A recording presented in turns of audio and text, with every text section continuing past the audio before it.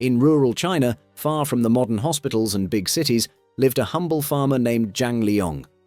His life was simple, his income modest, but his world bright, because of his 2-year-old daughter, the little girl he adored more than anything. But everything changed the day doctors delivered a devastating diagnosis. She had severe thalassemia, a genetic blood disorder that requires frequent transfusions and extremely costly treatment to survive. The treatment would cost nearly 1 million yuan, an amount unimaginable for a family earning just enough to survive. Still, Zhang refused to give up. He sold whatever the family owned: livestock, tools, everything that had value. They borrowed from relatives, neighbors, even moneylenders. Every last yuan went into trying to save their child. But the debt grew faster than hope, and when the doctors warned that without a bone marrow transplant she wouldn't live long, the weight of helplessness crushed him. Then came the moment that shook millions. Zhang walked to a quiet patch of land behind their home. With trembling hands, he began digging, deeper and deeper. Not because he had accepted defeat, but because he feared the day death would come, and he wanted his little girl to be less afraid. He carved out a small grave, a chilling preparation for the unimaginable. Videos showed the tiny girl sitting in the pit, smiling innocently, playing with dirt, unaware of what it meant. Her father sat nearby, watching her with eyes full of heartbreak, eyes that had cried too much and still held back more. He said he wanted her to get used to the place in case they could not save her. The scene was unbearable.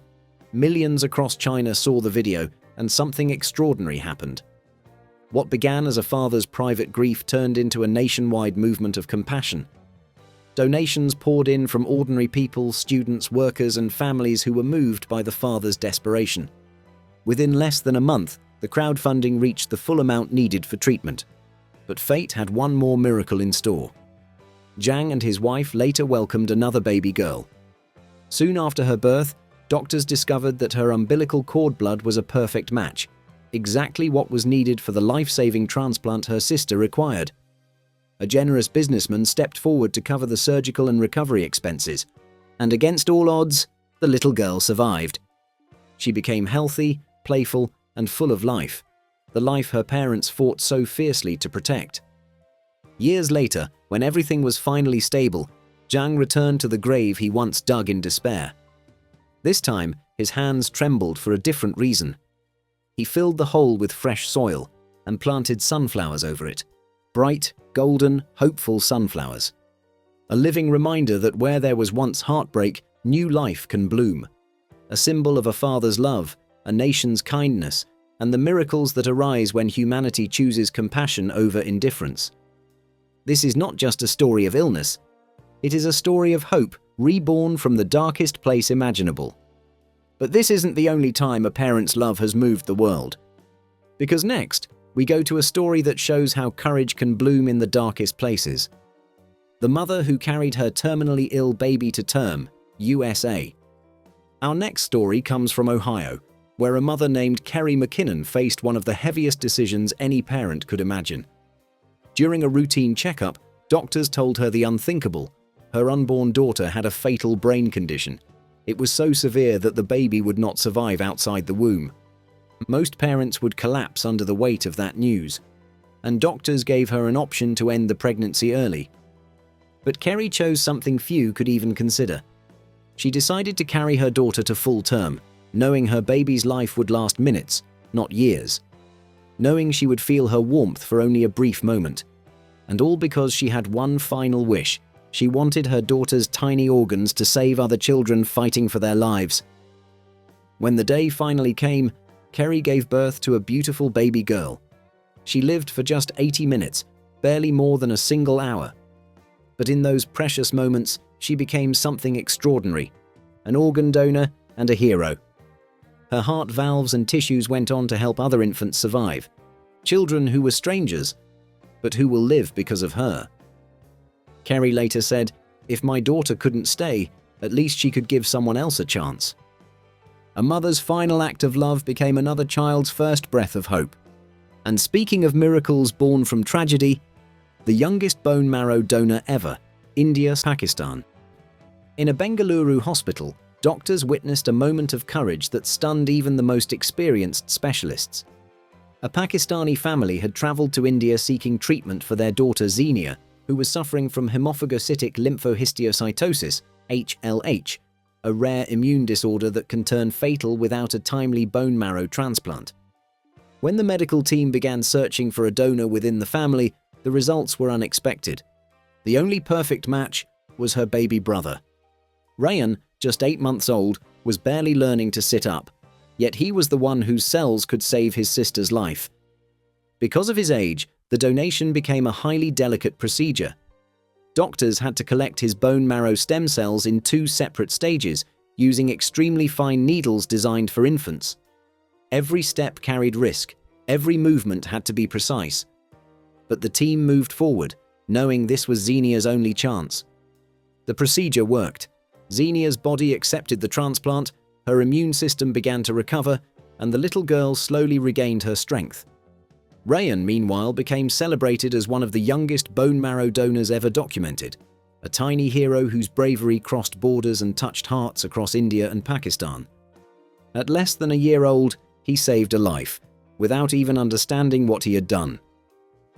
The mother who carried her disabled son on her back for decades. China.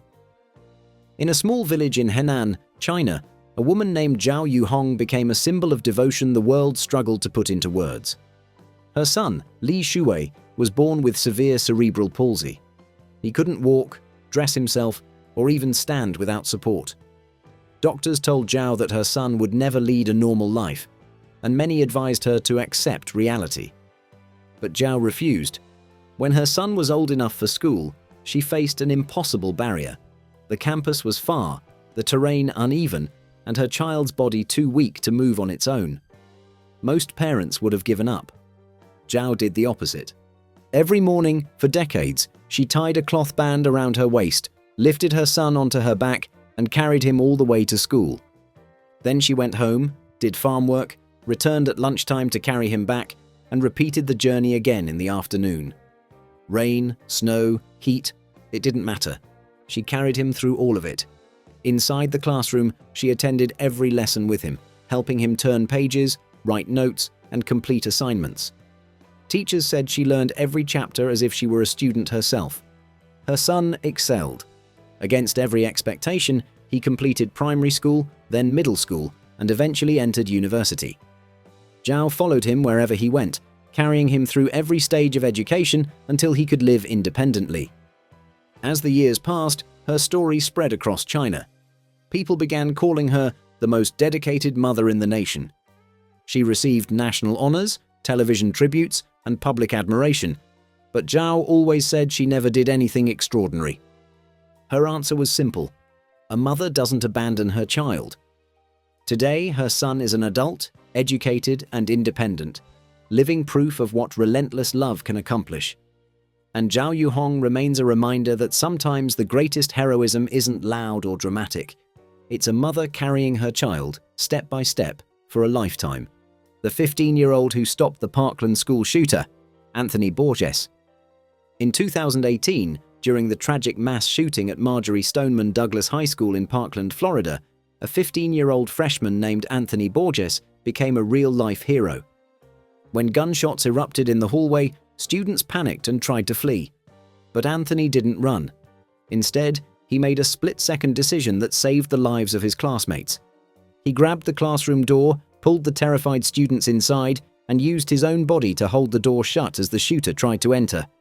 He stood there, a teenager facing an armed attacker, acting as a human shield so others could survive. The shooter fired through the door. Anthony was hit 5 times, in both legs, his back, and his torso. But even as he collapsed, he refused to let go of the door. His actions prevented the gunman from entering and allowed 20 students to escape unharmed. Badly injured and bleeding, Anthony managed to call police, telling them, "I used my body to keep the door closed. Please help the others."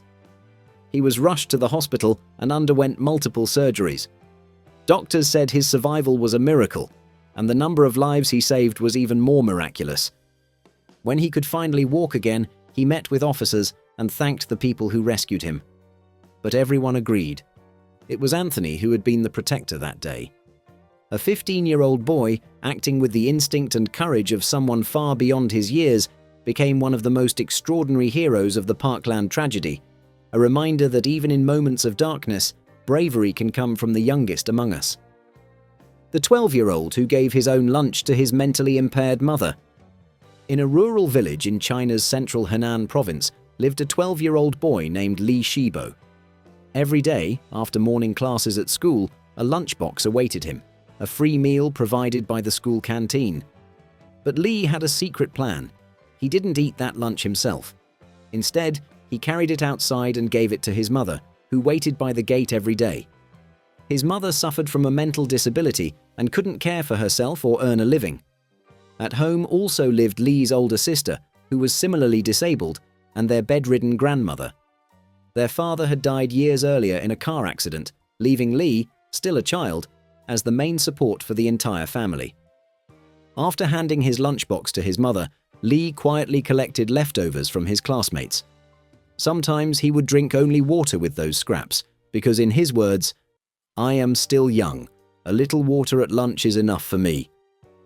Through this daily act of selflessness and sacrifice, he made sure his mother got a proper meal.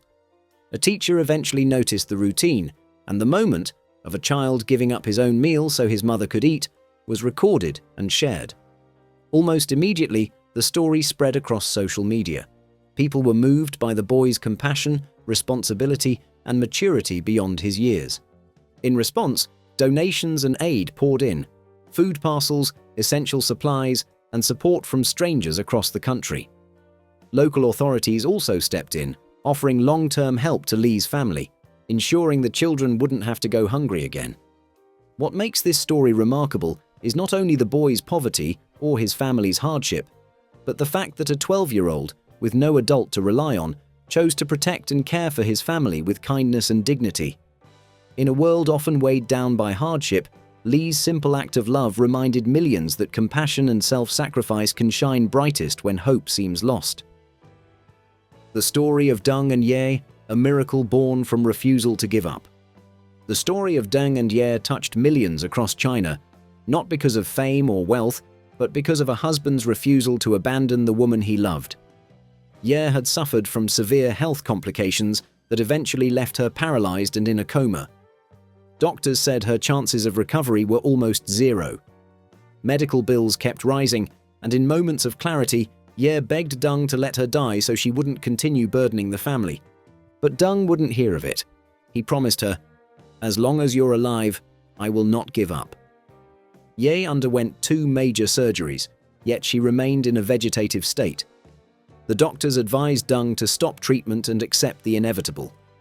Exhausted, broke, and filled with despair, Deng finally brought Ye home, not to abandon her, but to let family and friends say goodbye. And then the moment that changed everything happened. As their little daughter Han leaned over and kissed her mother's cheek, Deng captured the small, heart-shattering moment on video. He later shared it online, and within hours, it went viral across the country. People were moved not just by Ye's condition, but by the depth of Deng's devotion. Messages of love poured in. Donations followed. Strangers encouraged him to keep fighting. With renewed hope and enough funds for treatment, Deng rushed Ye back to the hospital. And then, a miracle. 3 months later, Ye woke up. She began responding, slowly at first. 2 months after that, she managed to speak again. Her first words were directed at her husband. "Thank you." Deng became her full-time caregiver, quitting his job so he could help Ye learn to walk, rebuild her strength, and restore her confidence. Every day he would sing to her, dance beside her, motivate her, and push her forward step by step. With time, Ye regained much of her mobility. She even opened a small street-side stall to help support the family, a symbol of her determination to reclaim her life. Today, Deng and Ye's journey is celebrated across China as a testament to unconditional love, relentless perseverance, and the power of hope. Their story reminds the world that sometimes miracles don't happen in hospitals. They happen because someone refuses to let go. That's all for today. If you found this story inspiring, make sure to like, share, and subscribe for more such powerful real-life stories.